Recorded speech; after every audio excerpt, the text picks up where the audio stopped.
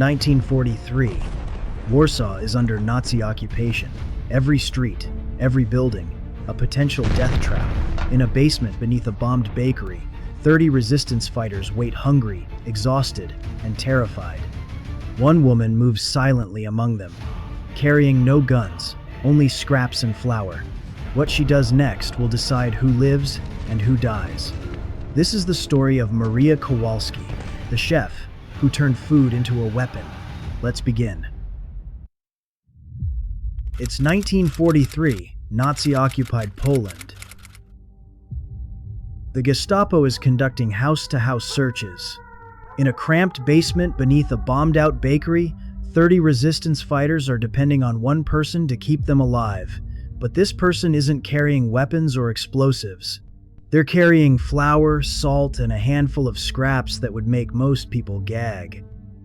This is the story of how one chef's underground cooking operation fed an entire resistance movement for 8 grueling months, and how a simple recipe became the most dangerous document in Warsaw. What I'm about to tell you will completely change how you think about food, survival, and the unsung heroes of World War II. Because while history books focus on generals and battlefields, some of the war's most crucial victories happened in hidden kitchens, where every meal could mean the difference between life and death. Maria Kowalski never intended to become a war hero. Before the Germans invaded Poland, she ran a modest restaurant in Warsaw's Jewish quarter, known for her hearty soups and fresh bread. She was a woman who measured her success in satisfied customers and full bellies, not in military strategy or acts of sabotage. But sometimes, history chooses ordinary people for extraordinary purposes. When the Nazis established the Warsaw Ghetto in 1940, Maria watched her neighborhood transform into a prison. The walls went up seemingly overnight, cutting her off from suppliers, customers, and the life she'd built.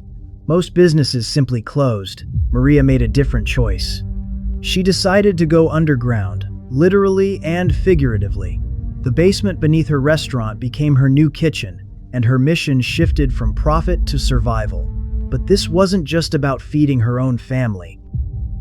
Within weeks, word had spread through the underground network that Maria's basement was a safe haven, where resistance fighters could find hot food and temporary shelter.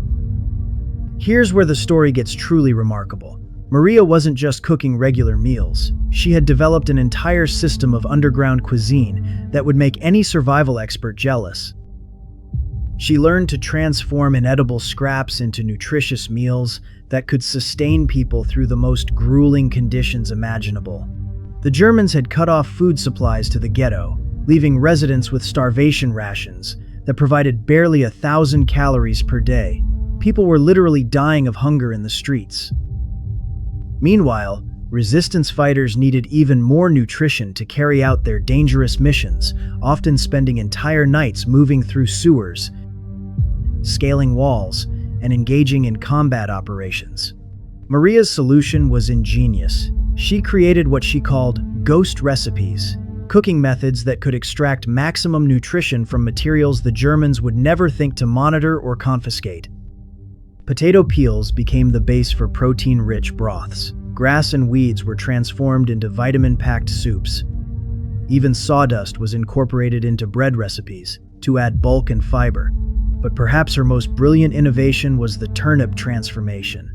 Turnips were one of the few vegetables occasionally available in the ghetto, but they were bitter, tough, and hardly appetizing. Maria developed a fermentation process that broke down the tough fibers while creating beneficial bacteria that boosted the immune systems of anyone who ate them. This fermented turnip paste became a staple that kept dozens of fighters healthy through the harsh winter of 1942. The cooking process itself was a masterclass in stealth operations. Maria had to generate zero smoke that might alert German patrols. She couldn't use normal cooking fires, so she developed a system using candles and small alcohol burners that produced minimal heat signatures. Every pot was wrapped in cloth to muffle sounds. Cooking happened only during specific hours when street noise would mask any activity. The logistics were equally complex. Ingredients had to be smuggled in through a network of contacts that Maria had cultivated over months. A baker's apprentice would slip her bags of flour swept from bakery floors. A butcher would save bones and scraps that would otherwise be discarded. Children would gather weeds and grass from bombed-out lots, bringing them to Maria like they were delivering treasure. Storage presented another challenge. Traditional food preservation required salt, sugar, and other materials that were impossible to obtain. Maria pioneered preservation techniques using fermentation, dehydration, and even controlled spoilage that created edible molds rich in nutrients. Her basement became a laboratory where she experimented with keeping food safe and nutritious under the most adverse conditions possible. The psychological impact of Maria's cooking went far beyond mere nutrition. In a world where everything familiar had been destroyed, the smell of cooking food and the act of sharing a meal became powerful symbols of resistance and hope. Fighters would risk their lives to spend an hour in Maria's basement, not just for the food, but for the sense of normalcy and community that came with sitting around a table together. Maria understood this psychological element intuitively. She made sure every meal included something that reminded people of better times. A sprinkle of herbs that evoked memories of family dinners. Bread shaped like the rolls her customers used to love. Small touches that maintained human dignity in the most dehumanizing circumstances. The risks were enormous. Discovery meant immediate execution, not just for Maria, but for anyone found in her basement. The Germans had made it clear that any form of resistance, including providing food to resistance fighters, would be met with the harshest possible punishment. Maria lived with the constant knowledge that every meal she prepared could be her last. Security protocols were elaborate. Visitors approached the basement through different routes, never more than 2 at a time. A complex system of knocks and passwords determined who gained entry. Maria had emergency plans for destroying evidence and escaping through connected basements if German forces discovered the operation. The closest call came in January 1943. German soldiers were conducting a building-by-building search of the area, looking for hidden weapons and resistance members. Maria had 30 people in her basement when the soldiers entered the building above. For 6 hours, everyone remained absolutely silent, while boots stomped overhead and German voices echoed through the walls. During those 6 hours, Maria made one of the most difficult decisions of her life.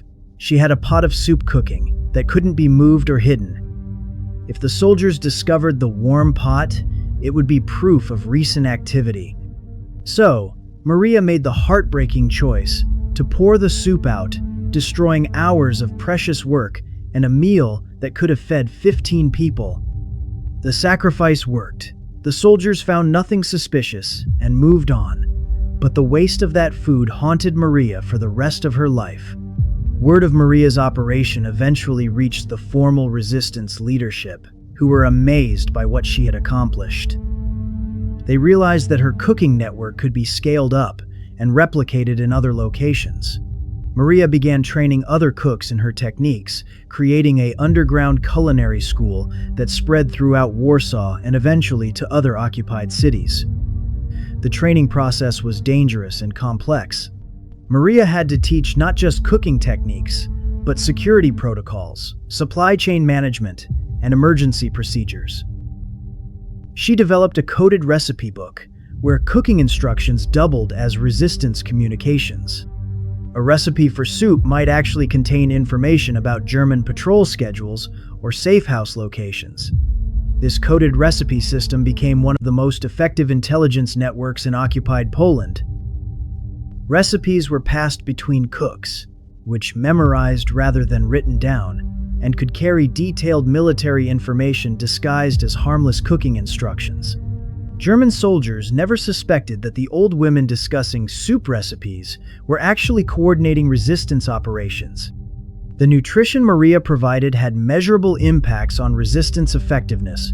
Fighters who ate regularly at underground kitchens showed improved physical performance, better resistance to disease, and higher morale compared to those surviving on official rations.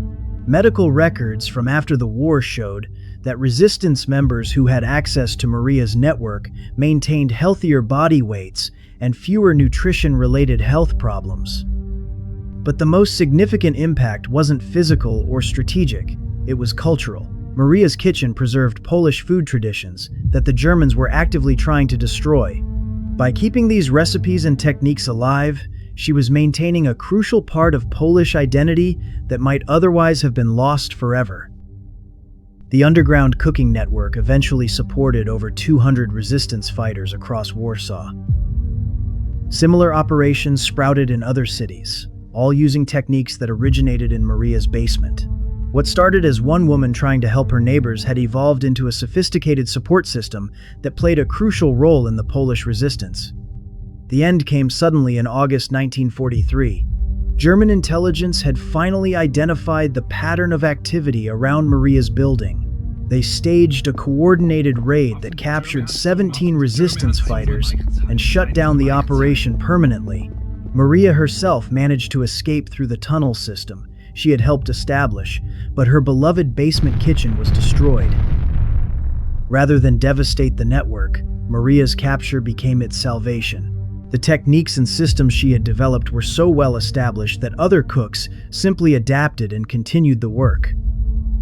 The underground culinary network survived until the Warsaw Uprising in 1944, providing crucial support during some of the most desperate fighting of the war.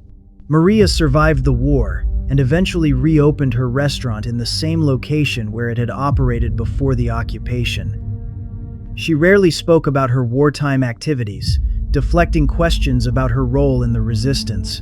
To her, she had simply done what needed to be done to keep people fed during impossible times. Food historians now recognize Maria's techniques as revolutionary developments in survival cooking. Her fermentation methods are studied in modern survival courses. Her preservation techniques influenced post-war food science research. Her logistics systems provided models for humanitarian organizations operating in conflict zones. More importantly, Maria's story illustrates how ordinary skills can become extraordinary weapons when applied with courage and creativity. She didn't carry guns or plant bombs, but her contribution to the resistance was just as vital as any soldier's. Every meal she prepared was an act of defiance against an occupying force that wanted to starve people into submission. The psychological warfare aspect cannot be understated. By maintaining food traditions and providing nourishing meals, Maria helped preserve the cultural identity that the Nazis were trying to destroy. She proved that resistance isn't always about violence or sabotage. Sometimes it's about refusing to let hope die, one meal at a time.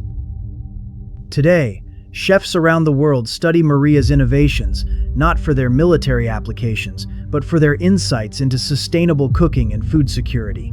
Her ability to create nutrition from nearly nothing has applications in addressing modern hunger crises. Her community-building approach through food has influenced social programs worldwide. The recipe book that Maria coded with resistance intelligence was recovered after the war and is now preserved in the Warsaw Museum of History. Visitors can see how cooking instructions seamlessly incorporated military intelligence, creating documents that looked completely innocent but contained life or death information for resistance fighters. Perhaps most remarkably, several of Maria's original recipes are still used today. The fermented turnip paste has evolved into a popular health food. Her preservation techniques influenced modern fermentation enthusiasts. Her efficient cooking methods have been adopted by camping and survival communities worldwide. The lesson of Maria's story extends far beyond wartime resistance. It demonstrates how essential skills, like cooking, can become powerful tools for social change when applied with intelligence and determination. In a world facing food insecurity, climate change, and social upheaval, Maria's innovations remain surprisingly relevant. Her story reminds us that heroes don't always wear uniforms or carry weapons. Sometimes they wear aprons and carry ladles. Sometimes they fight tyranny not with bullets, but with the simple act of ensuring that good people don't go hungry. Maria Kowalski proved that in the darkest times, the most powerful form of resistance might just be the refusal to let hope starve to death.